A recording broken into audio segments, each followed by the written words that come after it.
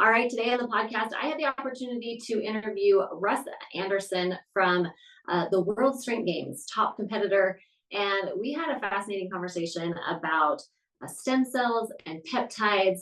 We also dove into training when you're young, all the way into as you get older, and the way that your body starts to kind of deteriorate and ways that you can fight against that.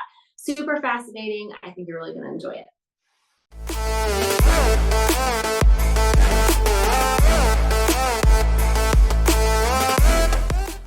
Welcome to the Level Up Wellness Podcast. We're your hosts, Sarah and Steph, two wellness enthusiasts on a mission to explore the cutting edge of health, wellness, and personal growth. From mental health to alternative healing, biohacking, and workplace wellness, we bring you the latest insights from experts who will help you thrive in every area of your life.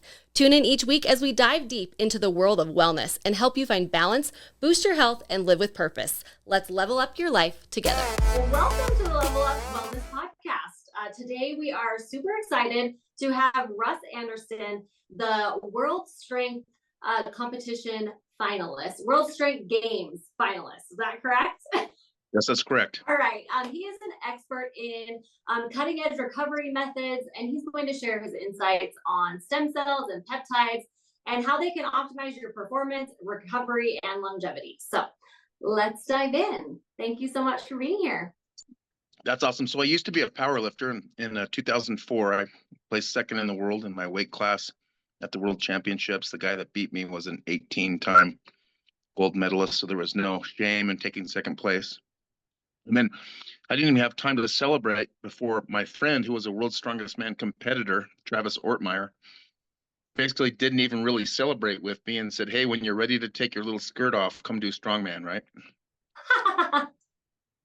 So I didn't know whether that was a compliment or a diss or whatever it was, but he challenged me to fly down to Houston, basically in the middle of the summer, like Houston's like in the summertime, and train strongman with him for 3 or 4 days, right? So I took a powerlifting friend and we flew down there basically in the middle of the summer, and at 105 degrees with 100% humidity, we basically got drubbed and exposed as we lifted the giant concrete stones and 1,000-pound tires and carried 600-700 pounds on our back. And we both had central nervous system fatigue and shock.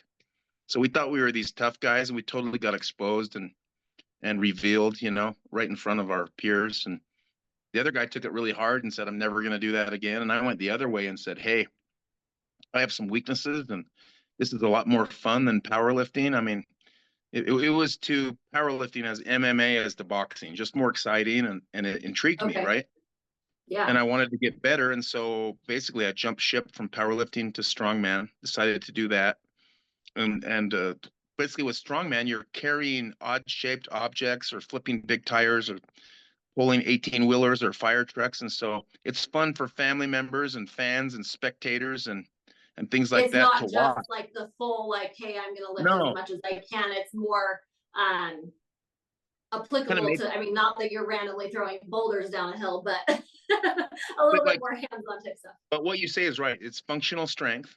And so strength you could use anywhere. You just don't lay down. How many times do you find yourself laying down and have to push a barbell off your chest? Hopefully not too many, right? Yeah, for sure. You may find yourself out on your grandpa's farm or helping friends move and stuff like that. You may have to carry a fridge down a few steps or things like that. If you had that strength, that makes you the star of the moving party, right? Exactly. And then the other side of it is it's more exciting for the viewer. And so you find strongmen all over TV and social media. Powerlifting's never been on TV and never will be, because honestly, income taxes are more exciting than watching a powerlifting meet. Sorry, we have a saying that we say, we got to get as many digs in on powerlifting as we can. But if you take friends and family to powerlifting competitions, you no longer have friends nor family, right? They never come again. It's like network marketing. They never want to talk to you again, right? Like that. And we're done. But anyway, I really got excited about training with strongman. In fact, just totally got into it. And luckily I had a girlfriend in the beginning and now a wife that actually likes it. I think that makes all the difference in the world, because I think the first thing is, you're going to get hurt doing this crazy stuff. And that could happen. And there's definitely an element of danger. But I think the big thing is your body adjusts. You're actually your pores in your bones actually fill in with solid bone Oh, wow. and to bear the weight, right? And so Mm-hmm. you're not just training your muscles, you're training your central nervous system and you're training your bones, you're training your Right. joints.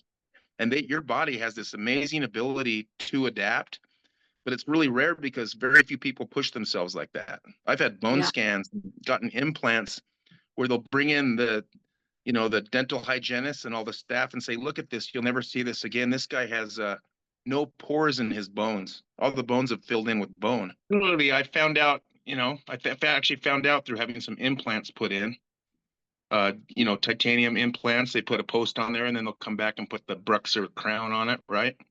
But Okay. I had a dentist that burned up a drill, right? And then Wow. had to bring in the titanium drill instead of the regular drill bit because there was just solid bone there. It was smoking. I could smell my own bones burning, right? So he brought the staff in and he said, look, we normally do, you know, what's the word I'm looking for? Kind of like kind of they seed the bone and they'll put a little coral in there and things like that. And then the bone fills in and you Okay. come back in, 2, 3 weeks, whatever it is, right? Maybe a month. Right.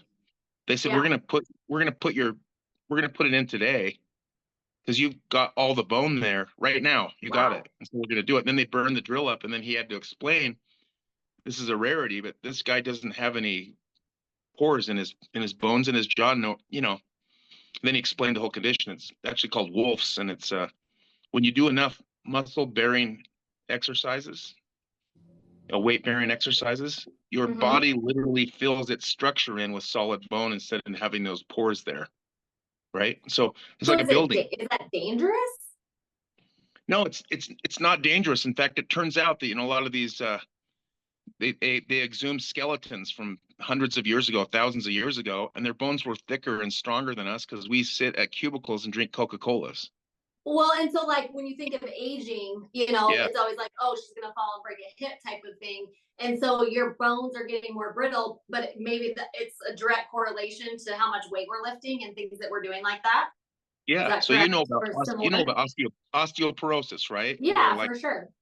well, you don't do any muscle bearing exercises because you're retired, and so the building, your body literally caves in on itself. Women and men get shorter, and then they're hunched over.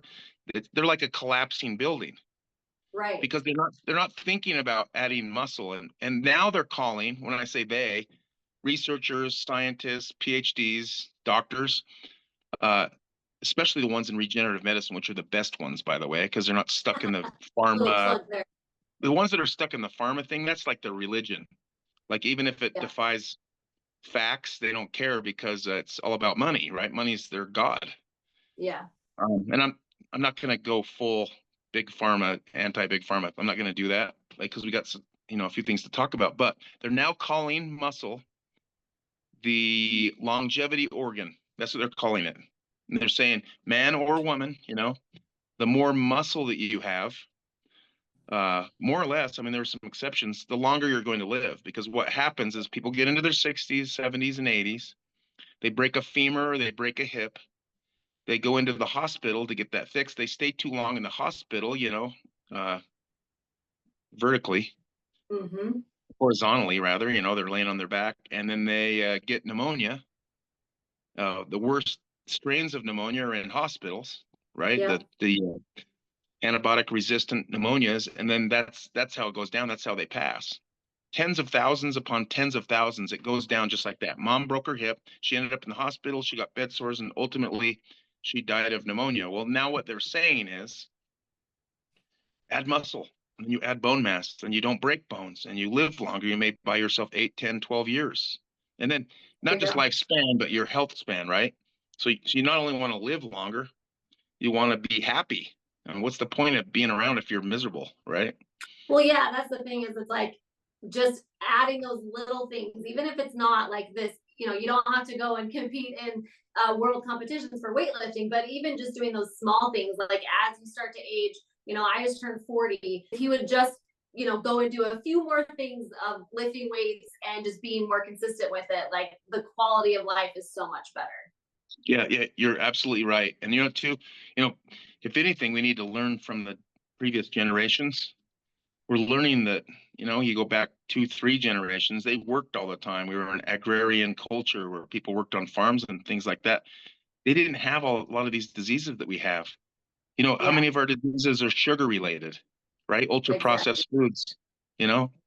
Robert Kennedy Jr. is right on the money, in my opinion, right? I mean, I don't agree on with everything that he has to say, but probably 90% of what he has to say. We need cleaner water, regardless of your political stripes, right? We need cleaner water. We need better food.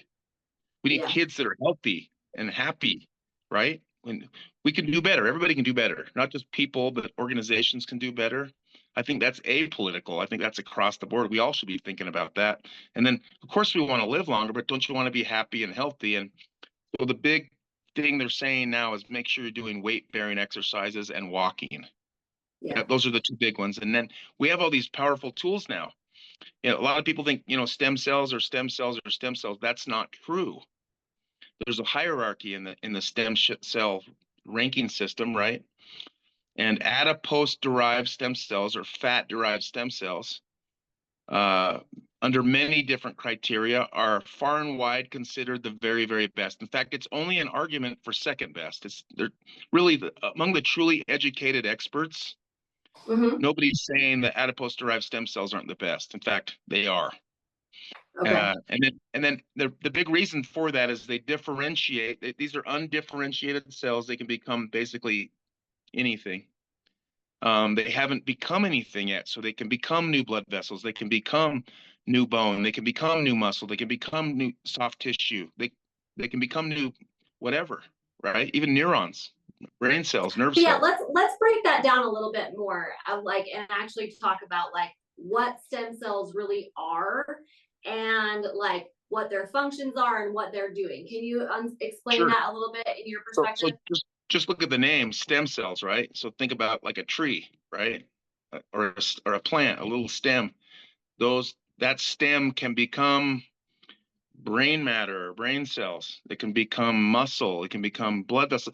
And so kind of like little kids, you tell your kids, like, you can be an astronaut, you can be a Major League Baseball player, you can be an architect, right? Well, these little cells can become anything that they need to become based on necessity. Okay. And our bodies actually wait for, and I think hope for, reinforcements that never come. And so we've developed the whole big pharma model, which is turn off the alarm while the fire still rages, and you make money during that whole process. Yeah. Okay. While the patient's not feeling as much pain as they did before they took opioids, the root problem is still freaking there. You're just masking the symptoms. You're not actually getting to the root, which is the entire, premise of functional medicine and all those things, is we're really trying to get to the root cause of these things and become healthier, not just masking the symptoms that we're having. Absolutely. And then in the beginning, most stem cells came from aborted fetuses. That's just where they came from, right? And so there was legislation to shut that down, and it was kind of like somebody peed in the pool, and so everybody had to get out of the pool. And then so the focus turned to adult stem cells. Let's just again cross all political boundaries and start sourcing these cells from adults, and then there shouldn't be any complaint, right? And that comes from bone marrow, is that correct? Bone marrow, fat. Bone marrow is a source of stem cells, and then also afterbirth. They used to throw afterbirth away. They'd throw the umbilical cord away. They'd throw the placenta away. That was just considered medical waste. It's actually medical gold. It's medical gold. Yeah. So there's 2 types of afterbirth cells. There's umbilical. They come from the umbilical cord, and then there's actually a jelly or a gelatinous type substance within the umbilical cord called Wharton's Wharton's jelly. That not only has stem cells in it, but it has about 5 other healing compounds that literally can transform and change a person. And so therefore I would rank, and many would rank, umbilical cells, or they get MSCs, which are called mesenchymal stem cells, from Wharton's jelly. MSCs are probably the second best after adipose-derived stem cells. Then they're super good. In fact, Dr. Neil Reardon down in Panama, he's Mel Gibson's doctor. He treated Mel's dad when Mel's dad was 92 years old. He was falling apart. He was doing all the old man stuff, shuffling around, hygiene problems and all these things. And he was more or less in the throes of death. And Mel had some issues too. And so they did some Zoom calls with Panama, and then they finally decided, what the hell? Let's go down to Panama and get myself and get my dad treated. Well, and they wheeled Mel's dad in there in a wheelchair, and Dr. Reardon and his staff were like, "Oh my gosh, we got to be careful with this one. The last thing we want is Mel Gibson's dad to drop dead right here in our clinic in Panama." Exactly. So they treated him with kid gloves, and he got better and started walking and exercising again. Dr. Reardon and his staff weren't surprised, but Mel was shocked by it, and Mel got better in his own right? So both of them did. And then there was a culture of people down there and patients and staff members that didn't doubt because they'd seen the results hundreds of times over. They've had more than 11,000 positive outcomes out of their patients there in Panama. I've been telling you about the few positive outcomes that I've had. There are thousands more than me. Long story short, though, his dad lived to be 101 years old instead of dying at 92. That's a fact. And Mel's doing better, and Mel goes down there often to get these mesenchymal stem cells or MSCs. It's easier just to say MSCs. There you go. Okay. and then probably I would say adipose-derived stem cells, number one. Mesenchymal stem cells from umbilical cords, right? Probably number two. And then right after that, placental cells, and they get mesenchymal cells from those two. I would just rank them a little bit lower because they're not Wharton's jelly derived. And then you mentioned bone marrow. I would probably rank bone marrow fourth, just because they're really good for a lot of applications like plantar fasciitis and sometimes with back pain and things like that. So they're a wrench and a screwdriver, but they're not a hammer and they're not a tape measure. Where with so you mentioned some symptoms there. So let's talk about so it's good for pain management. So reducing chronic pain, inflammation. But the more effective ones, they're actually good for healing joints and tendons and things like that. Is that correct? So you're injecting them? So yeah, and there's two types of injections. Okay. So you can do a site-specific injection. Let's say you have plantar fasciitis, and you deaden the area and you inject the bottom of the feet, right? Okay. And it's not really precise. It's not like a rifle. It's more like a shotgun. In other words, when those cells are injected in the foot or the feet of a patient with plantar fasciitis, the cells hone in on the areas of inflammation and damage, which are sometimes, synonymous, right? Right. And I happen to be a patient who was relieved of plantar fasciitis. And I did all the whole, doubting Thomas nonsense. And I'm okay to call a foul on myself. And I told my wife, 3 or 4 days in, I was like, this is like saline or like snake oil. Nothing's happening. Not doing really anything. Really expensive snake oil. Well, you know what you do is you kind of chalk it up to witch doctor type stuff. It's not going to work. Well, poetic justice wise, maybe a day or two later after I said that, the pain started to go away, almost like a glitch. It would go away, come back, go away, come back, and then it went away permanently. And so I said to my wife, I said, it's gone on my right foot. She's like, what about your left foot? I was like, no, it's still there on my left foot, but my right foot hasn't come back. It's been gone for about a day. So she's like, the brain's really powerful. Maybe it's a placebo type effect. And I was like, fair enough, fair enough. We're not too far into this. Let's see how it goes. Well, a few days later, I said, hey, that placebo effect has now relieved my left foot too. It's because the pain's gone away in my left foot. The pain in my right foot and my left foot, this is 8 years ago, has never come back since. And I've carried 900,000 pounds on my back since I got that injection. My plantar fasciitis has never returned. That's a fact. It's never returned. That's amazing. Now think about all the people out there that would do anything to have just their plantar fasciitis go away in one foot, right? Right. That's simply not going to happen with opioids or drugs or surgery. A lot of times with surgery, they actually snip the freaking nerve. So they just cut off the nerve. and let that area be numb. I guess that's probably better than having pain. If you've gone through plantar fasciitis, and I think if you didn't know about stem cells, you'd be happy to have the nerve cut. But So I don't think you honestly, need to like, do that. very interesting. I still got a Band-Aid on my neck here, but I have a pinch nerve between C5 and 6. And I've been in chronic pain, like level 8 pain, for over 4 years. And I won't take any opioids or anything like that, but I really am like at the end of my rope. And so like I've gotten a couple of cortisone injections, and I just yesterday had my last test to see if a nerve ablation is the answer, because it's so difficult to be in that much pain all the time.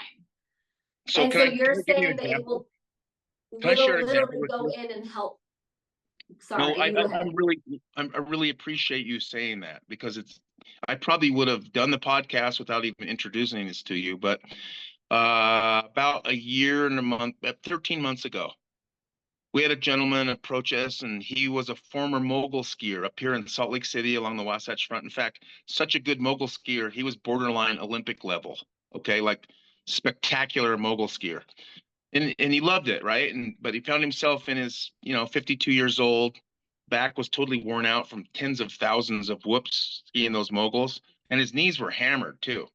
Right. So it was so bad that he'd worn away all the cartilage in his lower back, and so a lot of bone on bone, inflammation. Friction. Nighttime, you get no sleep, right? And then you struggle through that day, and then you get no sleep again, right? Right. And so there's cumulative negative effect. He'd heard about us, asked us about it. Along the way, kind of like you, he told us I had the nerves singed in the bottom of my back. That didn't work. I had bone marrow from my own bone marrow, autologous cells taken out of my own femur and then placed in me. And those worked a little bit and for a little while, but those didn't work. And the opioids hadn't worked. And he even shared with us that he had, and I don't blame him for this, he'd contemplated suicide. He contemplated, there's a big difference between contemplating it and carrying it out. But I appreciated the vulnerability, right? So Yeah. he told us, I even considered taking my own life. And this is my wife and I that are talking to him. We sobered up real quick, for him to admit that. And we couldn't wait to treat him. So we treated him 13 months ago. And within 2 months, 80% of his inflammation had gone away. And after 2 months, I told him, there's probably not a lot of likelihood that it's repaired your back. But the Mm-hmm. steps are like this. Usually with a patient like yourself, or like the patient that I just explained to you, or myself, there's usually about a 24 to 30-hour period of malaise where you kind of feel maybe a little bit sick after you've been Mm-hmm. treated with stem cells. That's very common, by the way, with all types Okay. of stem cells. Adipose-derived stem cells, mesenchymal stem cells, bone marrow cells, even inferior amniotic cells, right?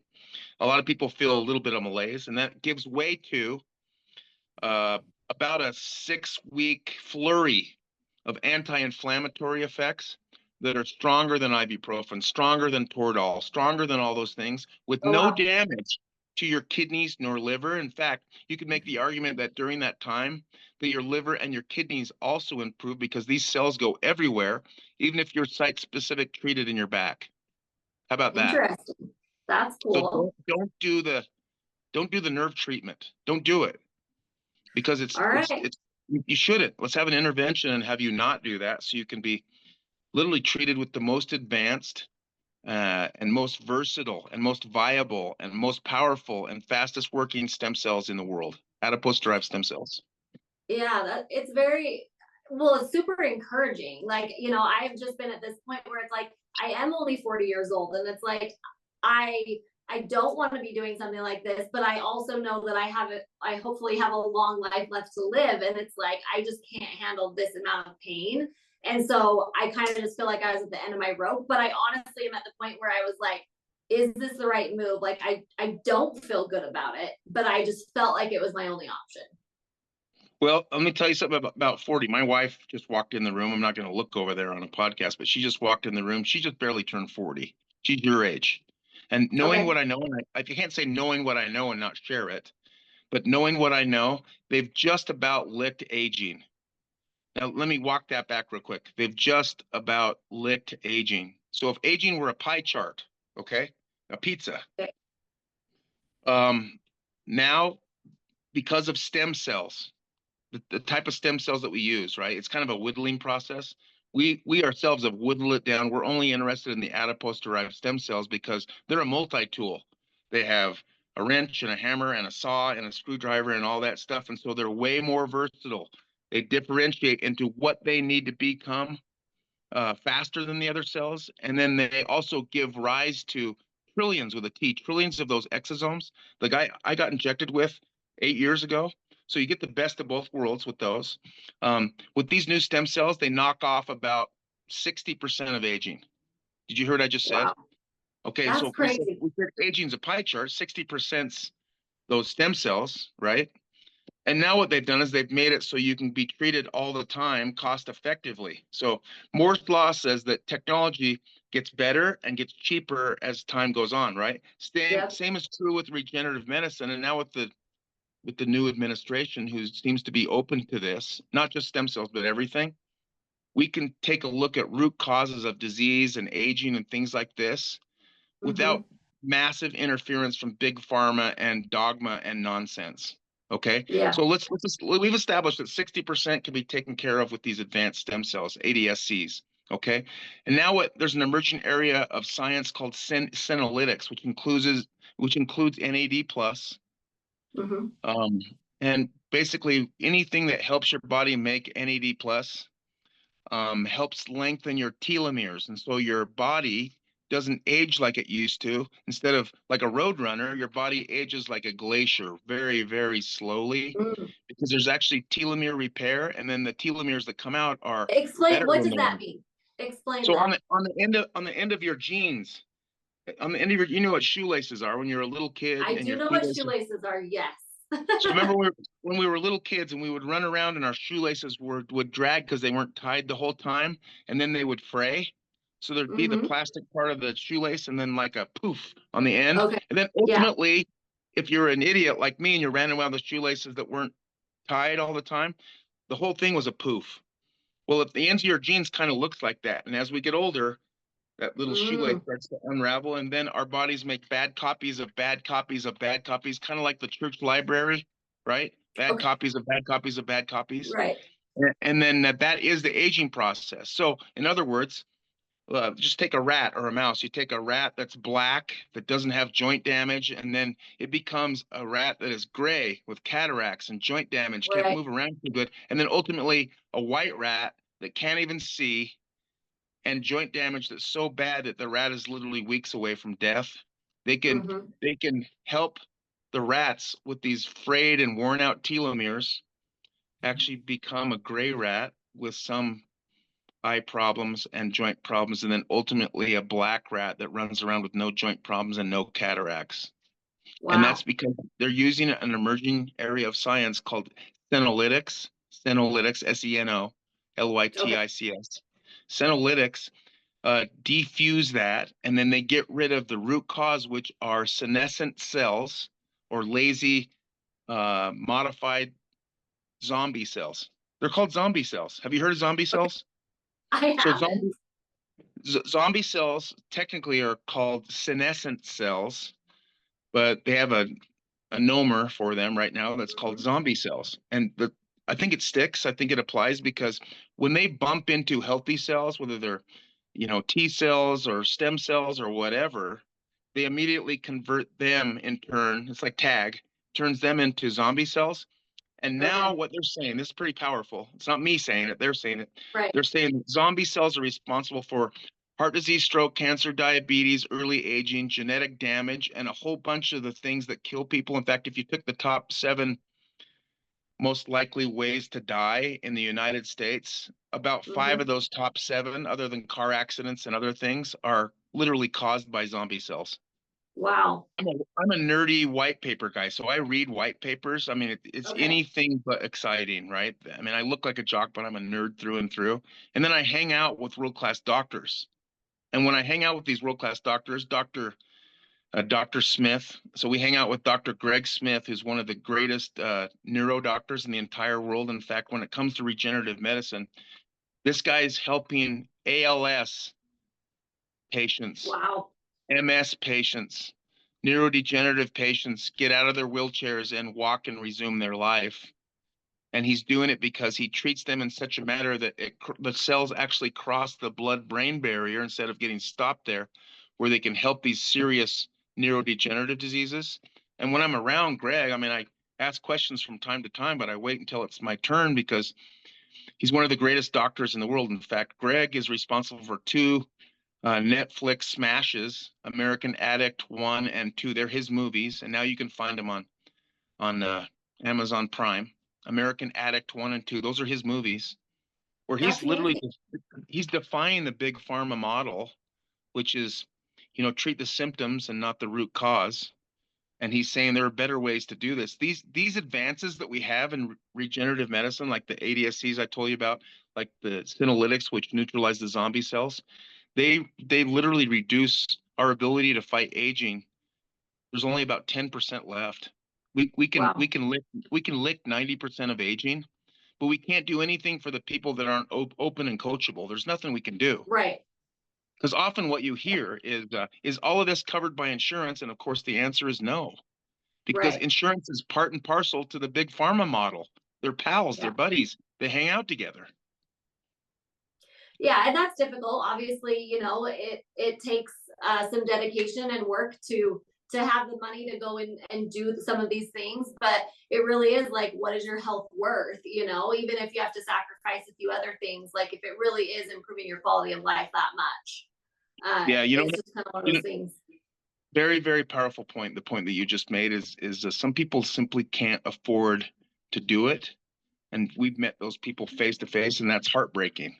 But I Yeah. have good news, and that is that our patients literally pay, a third of what they would pay if they flew down to see Dr. Reardon in Panama or Joe Rogan's CPI UFC guys down in Mexico. Both of those Okay. clinics are awesome. Their patients do really, really well. They have thousands and thousands of positive outcomes, but you can't get out of either clinic that I just mentioned for less than $40,000. You can be treated Yeah. right there. You can be treated right there at Level Up in St. George, Utah on River Road Yeah. for literally a third of that and get better stem cells and spend less time in the hospital. But the lack of overhead allows us to treat people with better cells, with better providers, and have Right. just as good or better outcomes, right? Yeah. Because we That's amazing. cut out all the fluff, right?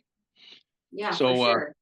the most exciting thing about this is it's literally getting better. And I'm kind of biased, but we're as good as it gets, and it just doesn't cost that much. It's a Yeah. fraction of what you would pay down there. And so, we're working on all of this stuff. Things are getting better and they are getting cheaper. And then the other thing too, I wanted to tell you about the missing 10% to the aging thing. Do you know about CRISPR technology? No. So CRISPR is the little drawer that you put lettuce in your fridge, Oh, but okay. spelled with a K. And your people that watch this podcast can Google this. CRISPR technology is literally the ability to edit genes. And it Okay. sounds like science fiction. It sounds like Blade Runner or some movie or something like that. I assure you that it is scientific fact where they can go through and say, hey, Steve's got a predisposition to MS.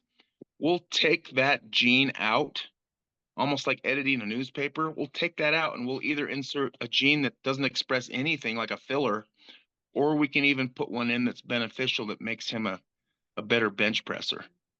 And so Really? immediately the mind goes, oh, kind of like the Nazis, right? Like would Right. develop Yeah. an Aryan race or something like that. And then you think that's what bad people would do.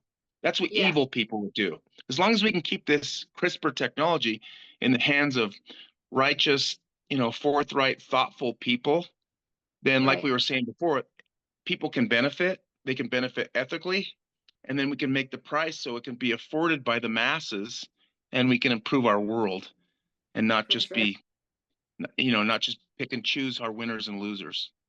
Yeah, definitely. So one of the things I know we were wanting to talk about as well are peptides. Yes. Can we talk a little bit about that and like how they can kind of like work together? And then also a little bit more on like the timing and the dosage, the regimen that people or that you recommend following. Okay, so peptides are they're amino acid chains or amino acids that are linked together like a chain. Okay, Okay. and a lot of peptides are formed in our body, in our gut. They're saying that our microbiome, our gut, is literally our health emanates from our gut. There's actually a gut mind connection. Yeah. It's pretty complicated. In fact, the podcast and the people that I listen to are just saying, everything's your gut, right? So Yeah. people want to do probiotics, prebiotics, those things. That's very, very wise and smart like that. But back to peptides, the most popular peptide in the world is BPC-157, or there's a nickname for it. It's the Wolverine peptide, kind of like the Okay. movie, Yeah. where he gets stabbed or gets shot or something like that, and he heals, and then he's Right. able to Really resume fast. fighting again. Okay. It's not really like that, but this BPC-157 actually has the ability to heal wounds 10 times faster, even heal scar tissue and chronic inflammation, reduce swelling, reduce pain, and a lot of things like this, and much more effectively than just covering it up with opioids or ibuprofen, NSAIDs, right? Things like that. Right.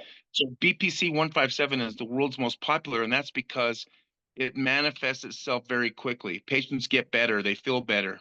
And people are of the impression that it has to be injected. You have an elbow problem, it has to be injected in my elbow. I got a knee problem, well, you got to put it in my knee. That's not the case. With BPC-157, it's not only tolerated by your GI, right, your gut, but Right. that's actually where it exists before you get older. At 40, right around 38, 40, you start to lose your ability to manufacture BPC-157 in the gut. And Okay. so you can take it orally and your body will put it where it needs to go, and there'll be no degradation in your gut.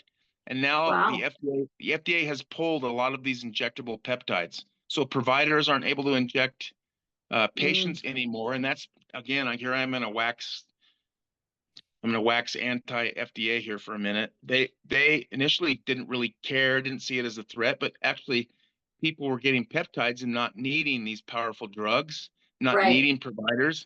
And a healthy patient is a lost customer. A Yeah. healthy patient is a lost dollar, right? And so they quickly did an about face, walked a lot of that stuff back, and now the FDA is behind peptides, and now they're commercializing those and then changing the structure slightly so they can patent those and make money. The common theme, right, that we've been talking about. But to Right. get back to peptides, now there's a whole bunch of them.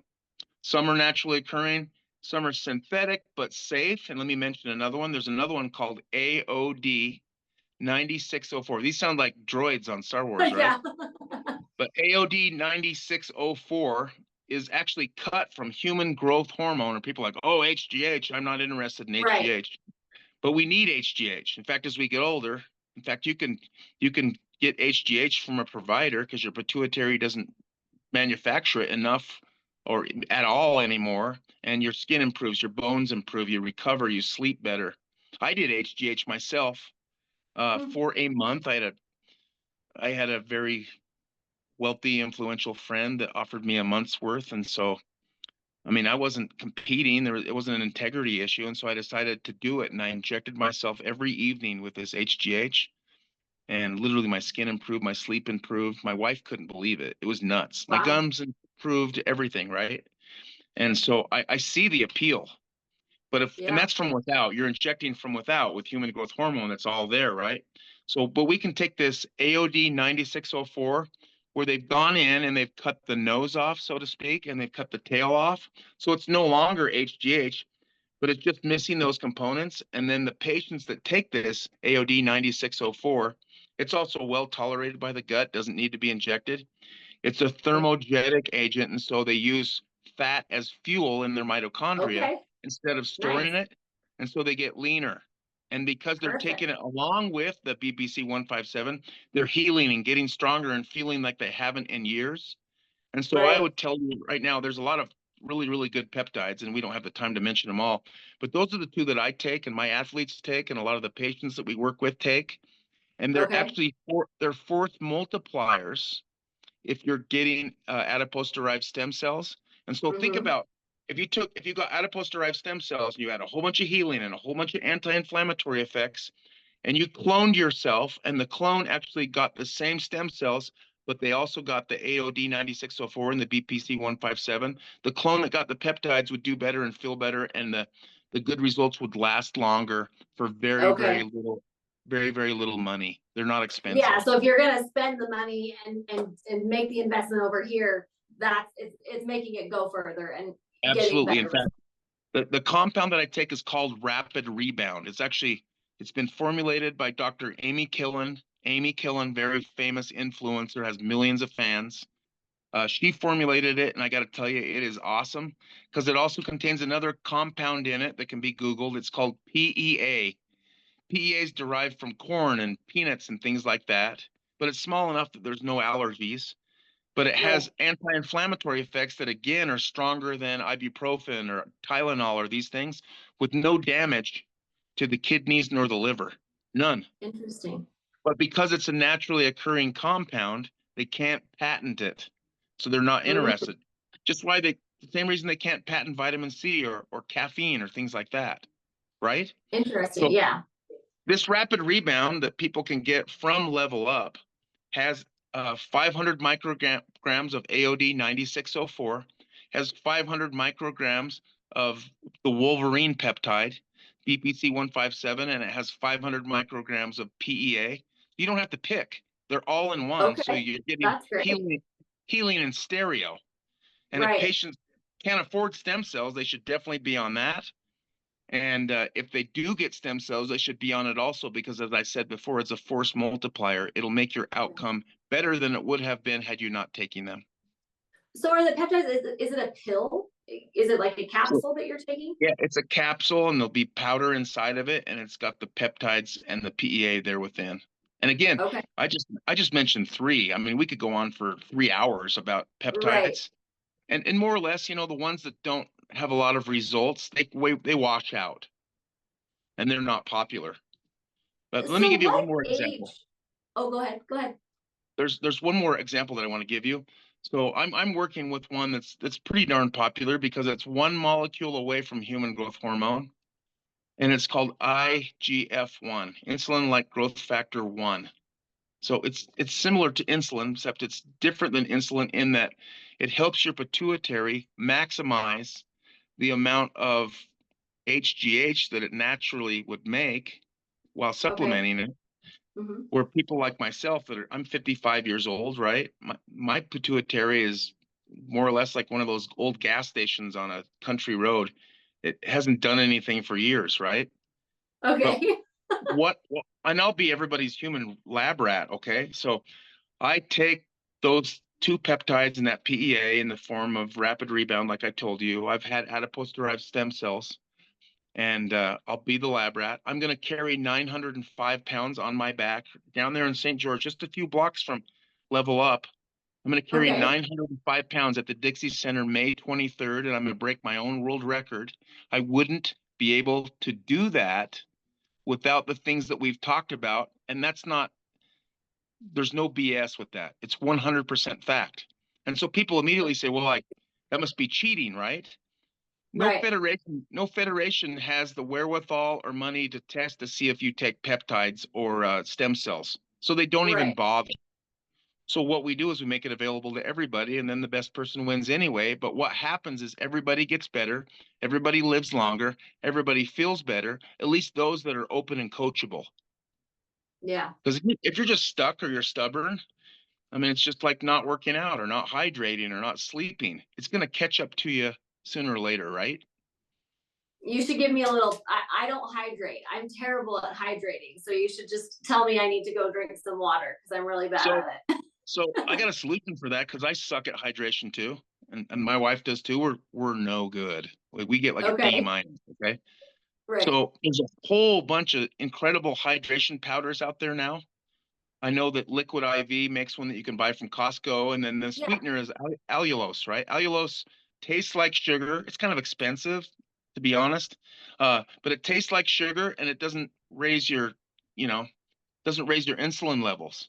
And then there's one that Abby and I take, which is one of the sponsors of the World Strength Games, which is Element, which is spelled like the periodic table of elements. It's LMNT. And I heard Okay. about it on the Uberman Lab, the podcast that's probably my Yeah. favorite that I listen to all the time. That's one of his sponsors. But Element, LMNT, tastes good, and then it's sweetened with stevia.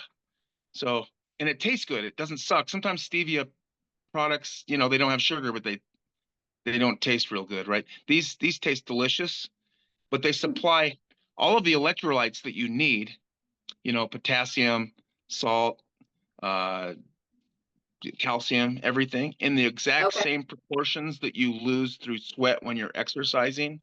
And so Interesting. if you take that before your cottonmouth, right, Yeah. you can work out longer. Or if you're working at wherever, you take that one Okay. in the morning and one in the afternoon, and you're feeling good and you're completely hydrated. But There you go. for the most part, most of us don't get enough protein. Even women need at least 1 gram of high quality protein per pound of body weight a day. And that's just to maintain. Same with dudes. They need to get at Yeah. least 1 gram of high quality protein per pound of body weight a day. And then my athletes and myself, we get 1.5. We get a little bit Wow. more. And there's a Okay. lot of those rumors out there. Hey, if you get too much protein, you ruin your kidneys. There's not one scant little bit of evidence that shows that that's true. People actually make stuff up, and then it Yeah. becomes lore, right? Well, and then you've Um, got social media that's just like throwing yeah, everything out there. You don't necessarily know who to trust. exactly. They perpetuate the myth. Yeah. Um, but get enough protein, get enough water, and then if you can, get adipose-derived stem cells right there in St. George at Level Up. Because what you're doing is you're giving your body the reinforcements that otherwise it would never get to repair itself without surgery and without having to cover up pain with opioids. And we all know what opioids have done to America. And we don't want to go into that data because it's like 10 Vietnams. Right. It's the So, wreckage. typically if you do this one time, is it something that it like loses its efficacy? Are you having to do it continually? Obviously it sounds like you can get benefit just doing it one time, but do you typically do it more than once? So great question. I appreciate the question. And I think, again, all of us, whether we realize it or not, we're kind of brought up under the big pharma model. I take this for so long and then it kind of loses its effectiveness. And so I have to up the dosage or things like that. That's Mm-hmm. not the way peptides nor stem cells work. They Okay. work differently in that they're healing the body. And then it just depends on, let me put it this way. I think that peptides and even more powerfully stem cells are a second chance. We all have second chances, right? Thank God I've gotten Okay. the second chances I've gotten in my life. But it gives you a second chance to hydrate and to work out and to lift and walk and ride bikes and do pool exercises or whatever your thing is. You do you, right? To answer your question, if you put the car back on the road and you change the oil and you do what you need to do for the car, then those type of patients, I'm one of them, don't need to go back and get stem cells all the time. They don't. Oh, Now, nice. now all the rules change for neurodegenerative diseases like Alzheimer's and Parkinson's and Huntington's. Those patients have to get treated all the time because stem cells don't cure them of their disease. They fix the damage and help prevent the damage and allow them to live longer and feel better. Same with autoimmune diseases, right? Okay. Like Hashimoto's disease or Crohn's disease, Mm. MS, things like that, right? MS, Yeah. your body's literally attacking the sheath, the myelin around the nerves. And that's Mm-hmm. why it's manifesting itself the way it does. With both types of MS, that can be defused if you give the body the resources to reset the autoimmune system or rebuild it. I mean, think about troops that are getting whooped in war. And then a plane Right. flies over with paratroopers and drops off thousands and thousands of reinforcements. That could change the course of the battle, correct? Right. The same is true with our bodies. But if we ignore regenerative medicine or say I'm going to do what I always used to do, then it's literally like those that drilled holes in their heads thousands of years ago to let the evil spirits out. They probably died in Right. the process.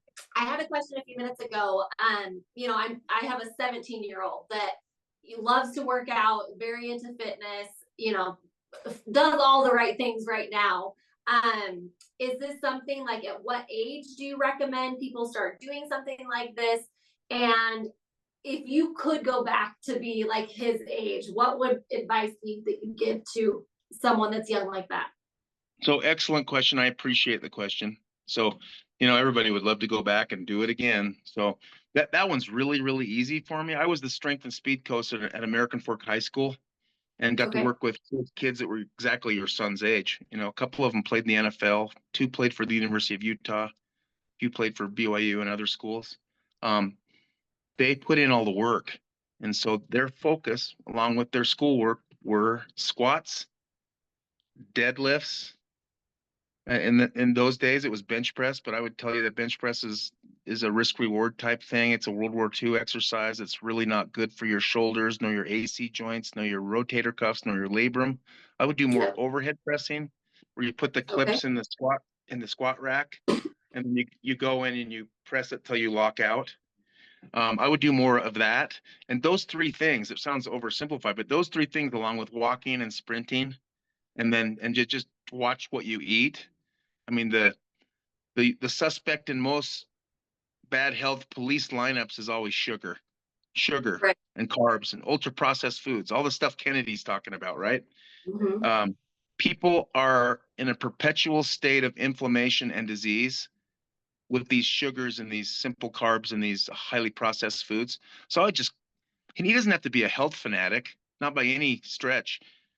Get your fruits, get your vegetables, get your fiber. When you eat sweet things, eat them with fiber. They really don't know why, but when you eat sweet things like a banana or an apple, 99% of the sugar passes through you. It doesn't raise your insulin Because of the levels. fiber.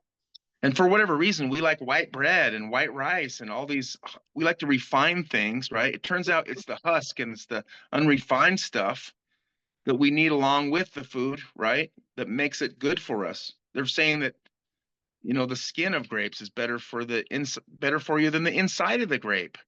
That the Right. peeling on an apple is better for you than the pulp of the apple, right? But the protein thing's the big one, and that is because your son's 17. He's got a cocktail of hormones in him that could easily go unused if he's not squatting and deadlifting and overhead pressing and walking and doing all those things. I mean, I would kill to have a fourth of the amount of testosterone and luteinizing hormone and growth hormone that your Right. son's got going through him. But I tell my 14-year-old son, who's now enamored with weights, right? Mm-hmm. Squat, I have a deadlift, 14-year-old as well. That's squat, just getting deadlift. there, wanting to go to the He has gym. he has an EOS gym membership and Mm-hmm. goes by himself, probably to check out the chicks, right? But he's also working out the right way, and that's because his focus is on squats, deadlifts, and overhead press, and it's showing already. And when I have people, they get after me. Your son's 14. He shouldn't be lifting weights. But consider who you're getting your criticism from, because that's just Right. another one of those ridiculous myths. Being 14 years Interesting. old didn't stop farmers from having me buck bales for them or pick peaches or lift heavy Right. rocks, right? And That's too. interesting. So my 14-year-old is very dedicated. When he decides to do something, he goes all in. He's listening to podcasts. He's just kind of dives into whatever it is that he's working on. And he decided that he wanted to become a marathon runner. And no one in his life is a runner. I always say I only run if I'm being chased by a bear. But he decided to do it, signed up, paid for it himself, and then started training. And so 2 years ago, he did his first half marathon, and then last year he did his second half marathon, improved his time, doing really well. And as his mom, he wants to do a full marathon. And I have kind of had that concern. Again, I don't know where I'm getting my information from, but it was just like, oh, like, are you too young to be doing that and pushing your body that far? And like, is it necessary, essentially? But I obviously love that he has a goal and that he wants to go and push for something. And so I'm super excited about that part of it. What's your opinion on that? So I'm going to lean towards the weight bearing exercises. I'm biased, Okay. but I have a friend that not only does marathons, but he does those ultra marathons, 100 miles. Mm-hmm. And I rack his brain as often as possible. I want to see the psychology behind it, what he's thinking. I mean, how often do you Right. stop? and all that stuff. You know, the thing that comes up over and over and over again, hydration, stuff you and I've talked about. Okay. If your son stays hydrated, then the risk plummets. Okay. The risk just plummets. And if, from my friends that run those marathons, you know, the trouble starts at about mile 17.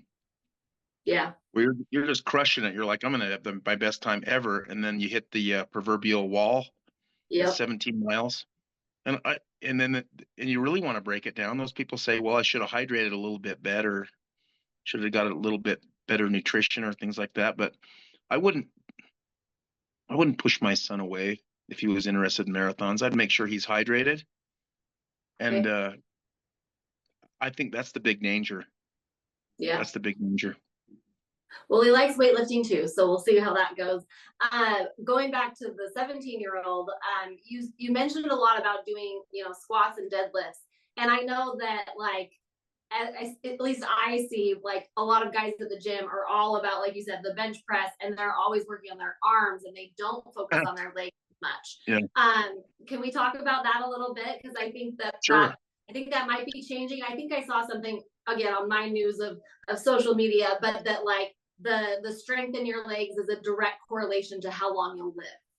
Oh yeah, and then so multi-jointed exercises, right? There's less joints when you do curls. Less joints are involved. There's less joints when you do bench, and those are those are the showy show car. They're like decorations on a Christmas tree. That's what they are. Okay. They don't But, knock Christmas decorations. well, I'm for Christmas. I'm not anti-Christmas. I'm What I'm just saying is those guys are. I'm guilty of this too, so I can talk from both sides, right? Bench press is for show. It's just for show, right? I used to bench press 500 pounds. It's on oh wow, YouTube. I bench press 500 pounds. And I'm that's awesome. grateful that I'm not injured from it because again, it's a World War II exercise. That's where it came from. And actually, bench press doesn't really build your chest. Dumbbell presses build your chest. They're much better for your chest than a barbell. And Interesting. bench press more or less is a tricep exercise, but it's not a Okay. real good tricep exercise until you move your hands way Mm-hmm. in. Well, your triceps do most of the work. And then curls, guys love that because your arms grow really fast, and before you know it, you got triceps and biceps and forearms, and it shows like Popeye, right? Right. But the non-sexy stuff are squats and deadlifts, but that's literally where the machine is built. That's where your longevity is built. That's where and your body is forced to create more testosterone, men and women, more growth hormone, luteinizing hormone, right? Your bones get thicker and stronger, like we were talking about. And Mm-hmm. then, this isn't, I know people are going to be listening to this and consuming this. It's not just for 17-year-old kids that are full of testosterone. They got their whole life ahead of them. Women say all the time, I hear it, and you've probably heard it. I really don't want to get bulky. You know how many billions of dollars have been spent by East Germany and Russia to make their women bulky, and it still failed? So Yeah. that's a big umbrella excuse that women use to not squat and deadlift because it sucks. Right. Squatting Yeah. sucks. I have to squat today, by the way. It's almost like tithing settlement. I'm not really looking forward to it, right? Even though I need to make it right, just like tithing settlement, and just like I got to squat because I know what happens when I don't squat. So squatting, even though it sucks, is far better than not squatting and looking like one of those waiter birds, right? Mm-hmm. Yeah. Looking for worms on the beach. That's what you will look like if you don't squat. And then deadlifts, you don't have to be a fanatic and deadlift 600 pounds and things like that. You can do volume, high reps on deadlifts, and all those joints are getting hit. You got all these muscles in your back. Mm-hmm. You got all these big muscles in your legs with squats. When those are developed, the rest of your body and your brain benefit. And you're Interesting. literally like you're sacking away years in the bank of Right. and you're guarding against injuries. I mean, we've talked about how stem cells heal injuries and reduce inflammation. What if you never get hurt in the first place? Right. What if you have less injuries and less sickness because you're basically a brick, you know what house, right? They don't get sick as often. The times of my life when I've been fit and strong, the rest of the family's sniffling and there's tissues all over the place. I skip it. You're like, I I'm skip it good. so often. My family gets sick and I don't. And I'm not saying that I'm special. And that's because my immune system also benefits from all of this training. It just does. And then the Right. nutrition too, right? So I get vitamin C.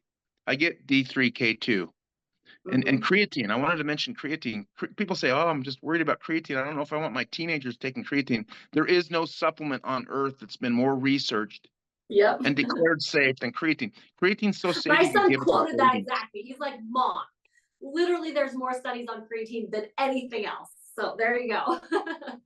I'm not trying to push a brand. I bought this at Walmart. Okay, a creatine monohydrate and all the derivatives. There's even now some super creatines, and it's not just sales. I think they really are better because creatine simply donates a molecule, so diphosphate can return to a triphosphate, and you can work out longer and stronger. And it's found in red meat, and it's found in poultry, and it's found in fish anyway, just not in concentrations that can really help you. And now they're saying that creatine also helps protect the brain.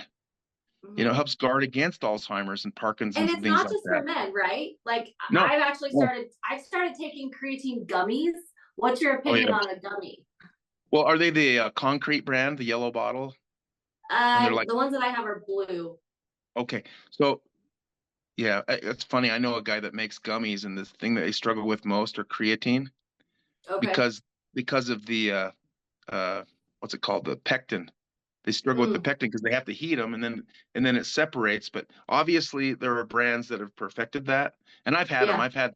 I've had concrete brand strawberry lemonade Okay. creatine, and I think it's like any other gummies. I mean, adults are just kids with wrinkles, right? So they want everything to taste good. And creatine is Mm-hmm. powdery. I mean, I'll put a scoop of creatine in my mouth, and it's like putting baseball chalk in your mouth, right? Yeah. No, thank And you. then you need, in that case, you wash it down with Wash something with down. carbs in it, because without carbs, creatine doesn't upload. It won't upload. So Oh, literally, interesting. creatine piggybacks on the back of insulin to get into your cells like the Trojan horse. So if you take Interesting. creatine without carbs, it literally gets locked out of your cells. And so you want it to get in the Trojan horse, which is carbohydrates. And Okay, then so it can, like for someone that would be like maybe doing fasting or like not eating as much in the morning or like even like before they go work out, if they're taking creatine, are you saying that they're not getting the benefit of it if they're not having some type of a carbohydrate? yeah, you need a carbohydrate with it, or it just won't, it can't. So the cell opens up to let the carbohydrate in. And just like yeah, like I said, the Trojan horse, they open up the gate, right, to get the horse, and then the guys are inside, and they kill Huh. the guys inside. But I mean, in this case, they open up the doors to let the carbs in, and then you unload the creatine, right? Interesting. Because that literally becomes the fuel of the mitochondria, adenosine Okay. triphosphate. It needs to be a triphosphate. If it's a diphosphate, it's missing a molecule. Creatine happily donates that molecule. Hmm. Isn't that So, what cool? advice would you have for someone that maybe hasn't been working out a ton, hasn't been lifting weights, and hasn't been in a great routine? Like, what would be a good place to start? Something that you can do every day. Like, if you can do nothing else, do this. So baby steps. I mean, I just went to Texas for some regenerative medicine stem cell meetings. And the guy that was kind of putting on those meetings, a friend of mine. And of course, we got talking in the car, talking at the airport, and he said, "I want to start working out again." But I'm the same question that you're asking. How do I start without being too sore? The last thing you'd want to do is jump in the squat rack and squat 225 after you haven't done it for weeks, because you're going to need a body cast. You're going to Right. destroy yourself, right?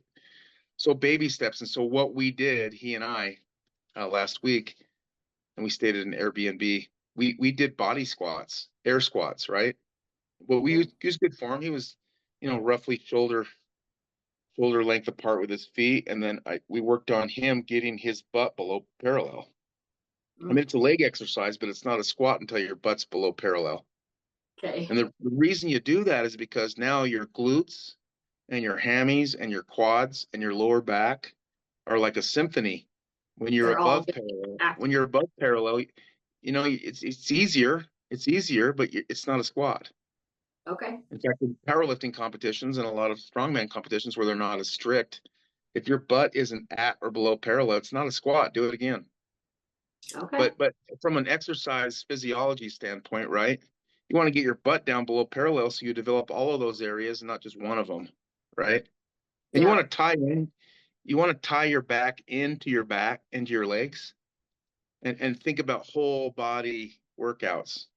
We talked about functional medicine a little bit earlier, moving and aging better. Squats and deadlifts, if you do those both, they literally tie your back into your legs and vice versa.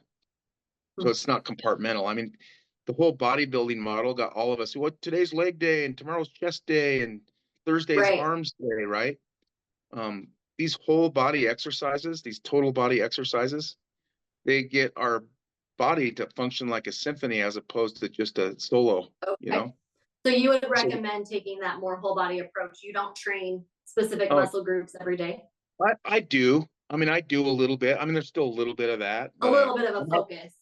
yeah. So, but if I'm thinking, what exercises can I do? In strongman, we don't just do squats and deadlifts and overhead presses. We carry stones and we carry that yoke on our back, and we do the farmer's walk where you pick up a metal, basically a metal handle that's got somewhere between 75 and 400 pounds per hand. And then you stand up, and you don't just stand up, right? You stand up and walk. And so when you stand up, that's one thing, and it's hard. It's like a deadlift, right? But being able to walk has your body recruit all of these systems, right? You recruit your entire body. You literally have to use the back of your neck and shoulders, even though they're 3, 4, 5 feet away from your feet when you do these strongman exercises. That's why I love strongman so much, whether you compete or not. It's excellent training because most of the strongman events train the entire body at the same time. It's not compartmentalized. So it's really, really cool. I train a whole bunch of athletes that have no intention of competing in competition, but they're getting better and they're getting stronger and they're looking better. And looking better, by the way, is more of a result of what you're eating or not eating than how you're training. A lot of in the past, strongman guys are like, well, I'm not a bodybuilder, I'm a strongman, so I'll just drink Slurpees and eat pancakes, right? Yeah. And then they looked like it too, right? And then now the strongman athletes are figuring out, well, if I want sponsorships, if I want companies to get behind me, I better look good with my shirt off. Right. But what's your opinion on protein powder? You're saying how important protein is, but like, I know I find it difficult to get enough protein eating like actual meat. Supplementing with protein powders, things like that.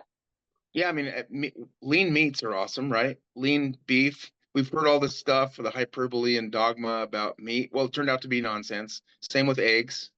Eggs are damn near a perfect protein, albumin, right? Because your body, it's weird. It knows exactly what to do with eggs. It's almost like there's an overarching power, God, that loves us, that created eggs because they're just freaking wonderful. They're probably the second best protein after whey protein. So ironically, I think my 17-year-old eats like 8 a day or something like that.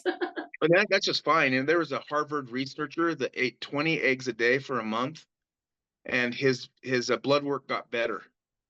Yeah. No increase in cholesterol. And I don't know how that myth was perpetuated for so many years, but that chicken cholesterol from eggs doesn't mean human cholesterol. And in fact, it's nonsense. It's a bunch of phooey. It's a bunch of nonsense. But we talked about a hierarchy of stem cells. Let's talk about a hierarchy of protein.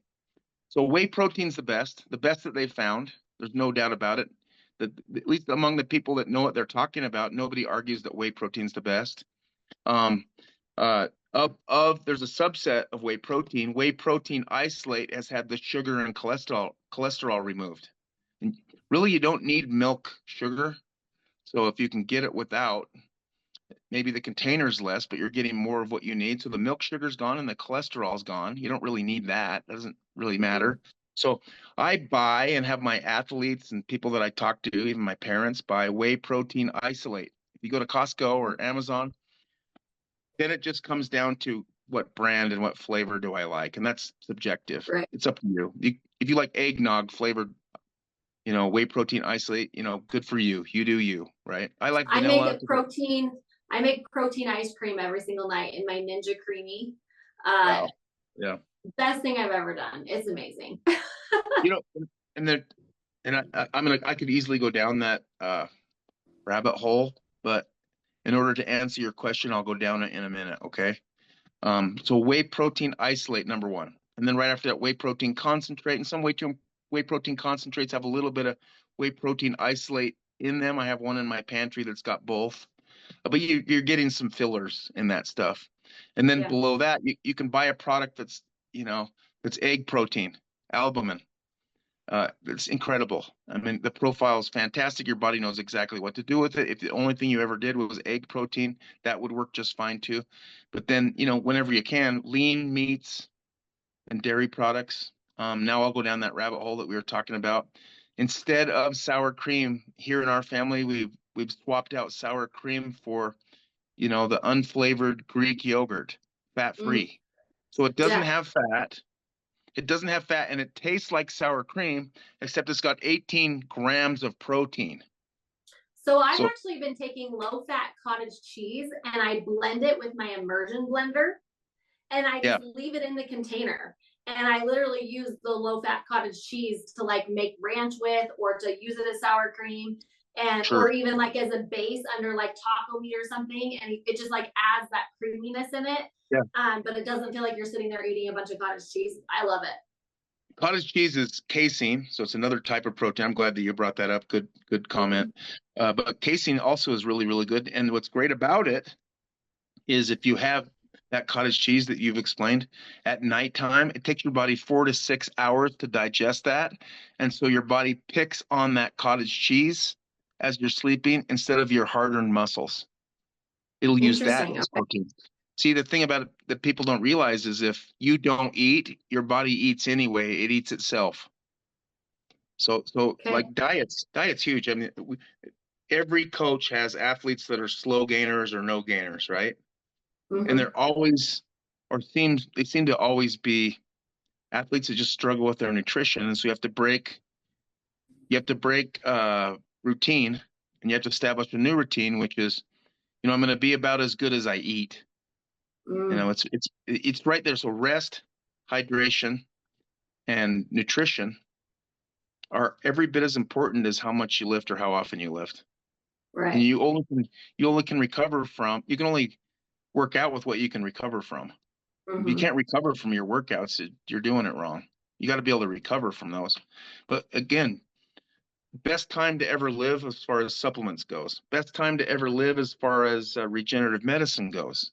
I mean, I told you, we literally were inches away from reversing aging, and right now we can slow it down to a glacial crawl, right?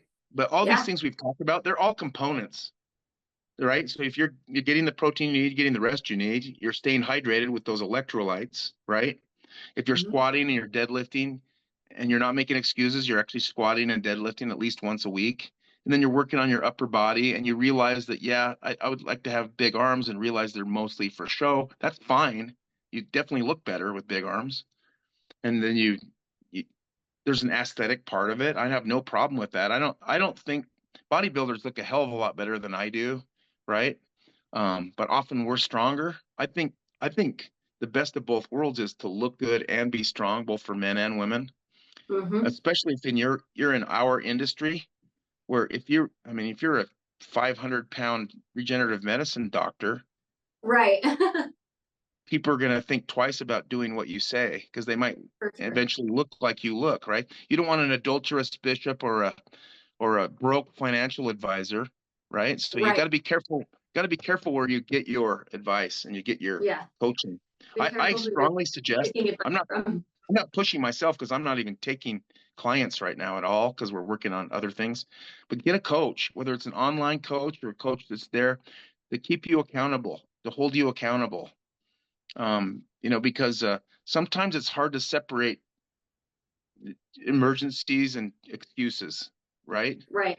For And sure. consistency. If you're consistent about it, I mean, you don't have to be a fanatic, but if working out and eating right are in the top 5 priorities of your life, then Right. it's going to show. It's going to show. And then conversely, the people where it's 10th, it shows. It shows every day. You wear your resume around wherever you go, you know? Yeah. So you said you're not taking clients. Can people follow you if they want to learn more or anything like that? Oh, yeah, Can yeah. they follow you on socials? Do you have, So you said you had a it's couple really, things coming up.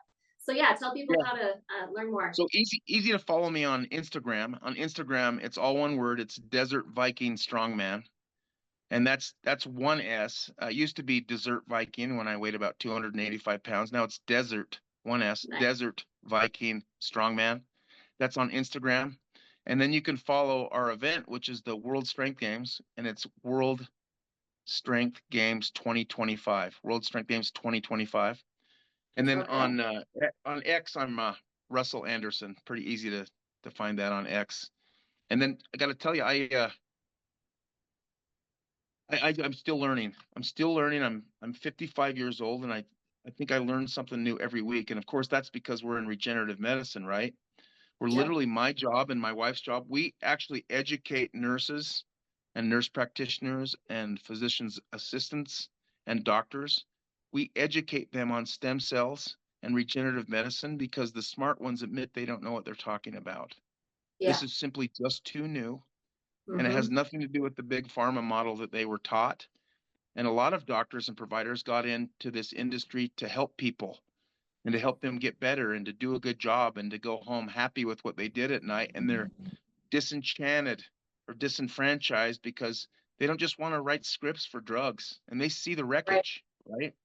So we educate these doctors, and you see all these open, coachable doctors who not only listen to what you have to say. Of course, they ask for references and footnotes, and they should. They shouldn't just believe our word. They should do their own research. Right. For Everybody sure. should.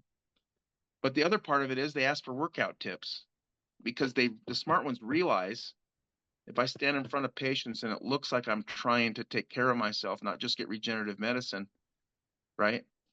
Right. Then I'm walking the walk. And I think always look for coaches and providers and workout partners and people that you build your circle with people that aren't full, you know what? Yeah. And that means they can admit weakness, and that means they may turn to you and look for help in turn. You know, For sure. I love that. that's a that's like a team. You want a team, and among a team, maybe there's a little bit of teasing and stuff like that. There's nothing wrong with that, but you also reinforce the truth and you hold each other accountable. Yeah. Finding the right people to surround yourself with makes a huge difference Yeah. in so many aspects of your life. And I gotta say, the staff right there at Level Up, I have to tell you, I'm totally impressed. The thing that I notice most about Level Up anytime that I go there is I it's very calm and tranquil. It's quiet. You'd never know it was right there on River Road. You can't hear that at Right. all.